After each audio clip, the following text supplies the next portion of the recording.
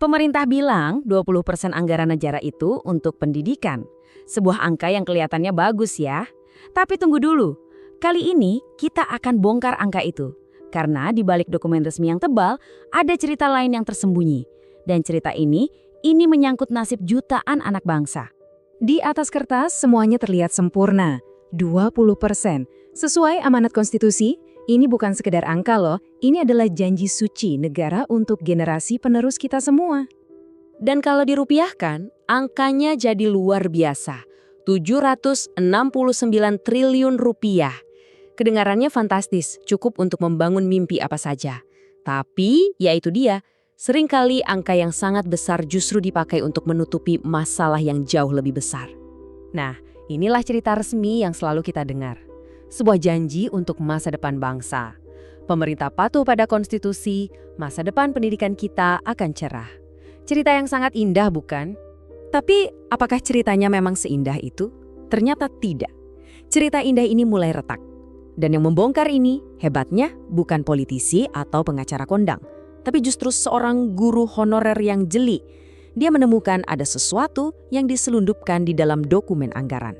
Dan petunjuknya itu licin sekali. Tidak ditaruh di pasal-pasal utama yang semua orang baca. Justru disembunyikan di bagian yang paling jarang kita lirik, bagian penjelasan. Tahu kan bagian tulisan kecil yang kelihatannya tidak penting? Nah, disitulah permainannya dimulai. Oke, sekarang mari kita bedah sama-sama. Gimana sih mekanisme penyelundupan ini bekerja? Kita akan lihat langsung ke jantung masalahnya, langsung ke dalam dokumen negara itu sendiri. Coba Anda perhatikan pasal 22 ini. Kelihatannya biasa saja kan? Sangat normal, bahkan mungkin membosankan. Isinya cuma bicara soal pendanaan operasional. Nggak ada yang aneh, nggak ada lampu merah yang menyala.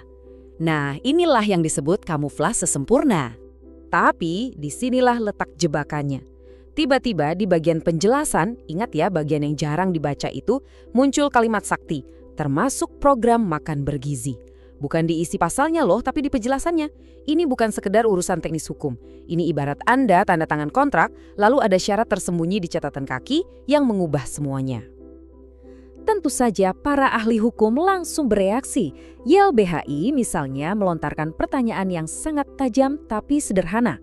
Kalau memang tujuannya baik dan transparan, kenapa harus disembunyikan di bagian penjelasan? Kenapa tidak dimasukkan secara gentleman saja di pasal utamanya? Masuk akal kan? Jadi para pengkritik melihat ini bukan lagi soal kebijakannya, tapi soal caranya. Cara yang mereka sebut licik dan sama sekali tidak transparan. Sebuah metode untuk menyelundupkan program lain ke dalam anggaran pendidikan secara diam-diam supaya kita semua tidak sadar. Oke, cukup soal pasal dan hukumnya. Sekarang kita masuk ke bagian yang paling krusial, menghitung angkanya. Berapa sebetulnya uang yang benar-benar tersisa?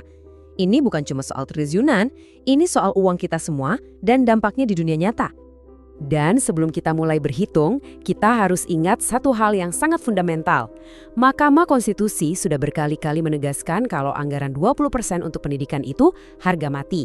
Itu adalah benteng terakhir yang sakral khusus untuk pendidikan inti dan tidak bisa diganggu-gugat untuk program lain.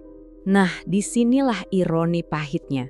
Menurut data yang dikutip YLBHI, bahkan sebelum ada program tambahan ini, realisasi belanja pendidikan kita itu rata-rata cuma di kisaran 11%. Jadi, janjinya di kertas 20%, tapi nyatanya yang dipakai seringkali cuma separohnya. Jadi, coba kita bayangkan, anggaran yang dari awal realisasinya saja sudah kurang, sekarang mau dipotong lagi untuk program lain.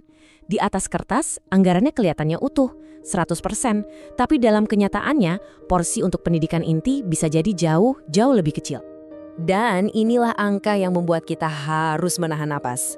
Menurut perhitungan YLBHI, jika program ini mengambil porsi yang besar, dana yang benar-benar murni untuk pendidikan, untuk gaji guru, untuk perbaikan atap sekolah, untuk buku, bisa anjlok drastis. Mungkin hanya tersisa 5-6% saja.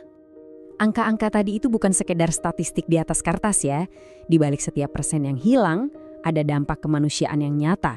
Ada cerita tentang nasib guru, nasib para siswa, dan ujung-ujungnya nasib masa depan Indonesia. Jadi kemana seharusnya dana inti pendidikan itu lari?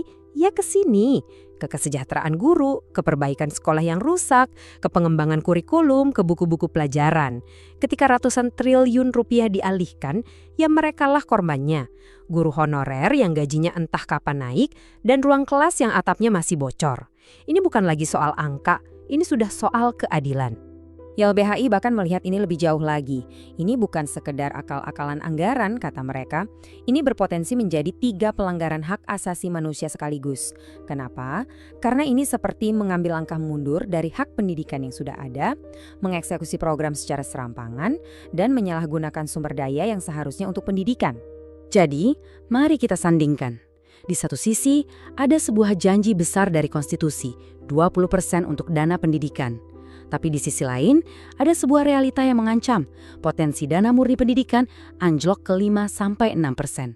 Jurangnya terlalu lebar antara janji di atas kertas dengan nasib nyata guru dan murid di ruang kelas. Pada akhirnya, semua kembali ke pertanyaan mendasar. Masa depan bangsa ini mau kita bangun di mana? Di ruang-ruang kelas yang berkualitas? Atau akan kita korbankan demi program lain? Pertanyaan ini bukan hanya untuk pemerintah, tapi untuk kita semua. Karena transparansi anggaran itu bukan hadiah, itu adalah hak kita sebagai rakyat, hak yang harus kita tuntut.